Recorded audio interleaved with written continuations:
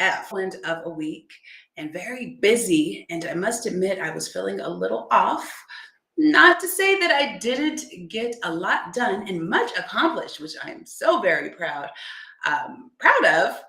But I kind of felt a bit off, and maybe like I wasn't quite in alignment. And it's funny because yesterday I was discussing with my business bestie and colleague Kay, and she quickly reminded me of how scattered I can be at times, and how I'm like, oh, look, there's a squirrel, because that really, really is me. But she also reminded me of some basics, which helped me to hold myself accountable. So today, I would like to get back to some basics, which are my basics and the foundation of why I do the things that I do, which is spirituality and business, and perhaps some of the misconceptions. But do you consider yourself spiritual?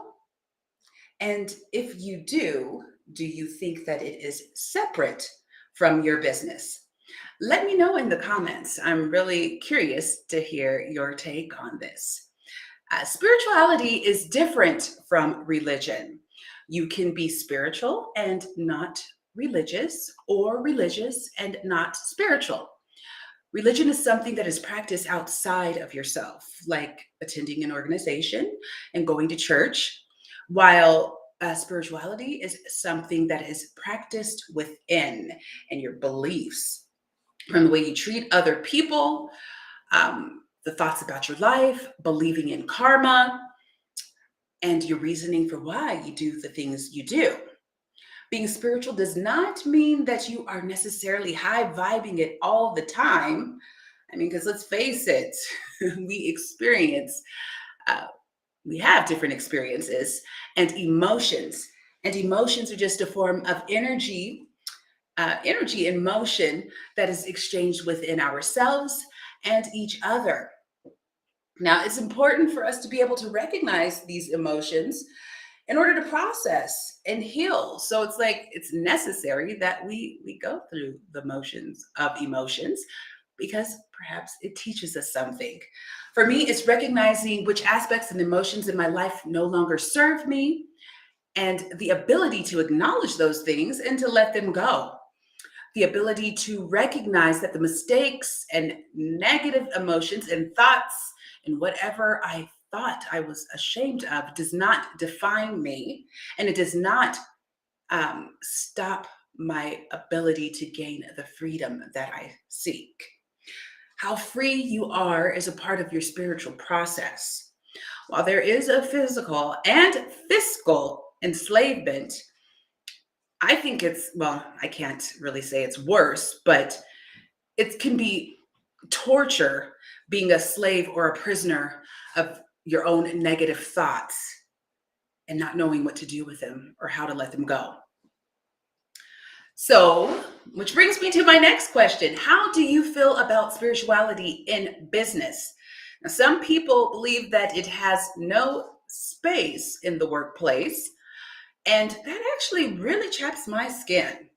Regardless of what you believe now, the truth is we all started out with spirituality even before we knew what it was.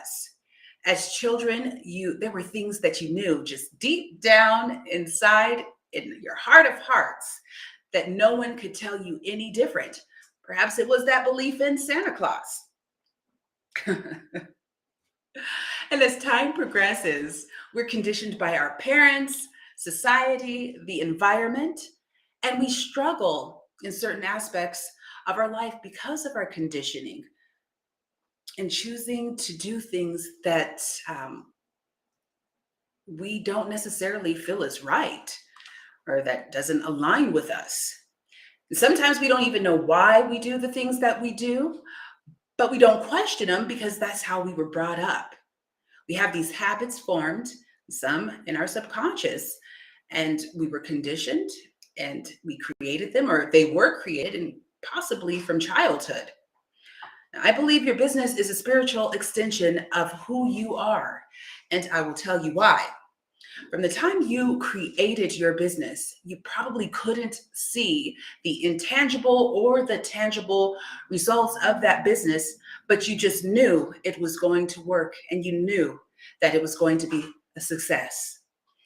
You knew you could help people and you were so sure of yourself. You're motivated and you believe in yourself. Then life happens, shortcomings, bills, troubles, and you begin to operate from a place of lack and perhaps ego, thinking of how quickly you can make money and what will be the less what you can do that will be the less time consuming to get started in order to make as much money as possible. Eventually, you drift further away from where you started, which was with that belief and that hope that I believe is a part of the spirituality journey we are all on. You start focusing on things that aren't important or necessary in the beginning stages of your business. You don't know where to find your clients or where your next client is coming from. All of a sudden you're uncertain and you're doubtful, and you find that your situation isn't getting any better and you aren't seeing the results inside your business. So it's time to practice and operate your business with intention. It's time for you to get clear on who you serve, who you love to work with, and that magic offer you love to deliver to the world.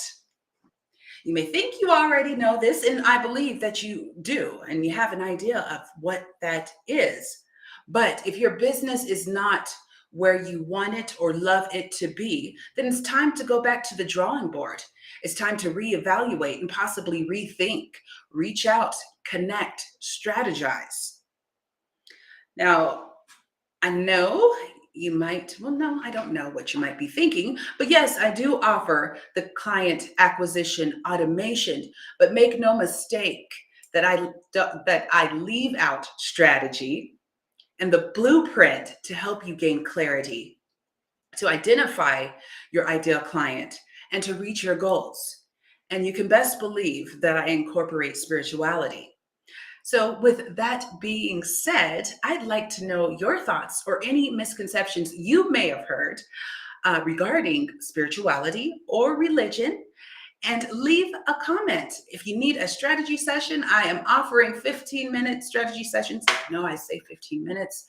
But feel free to hit me up in the DMs. I am so happy to connect with you all and have a great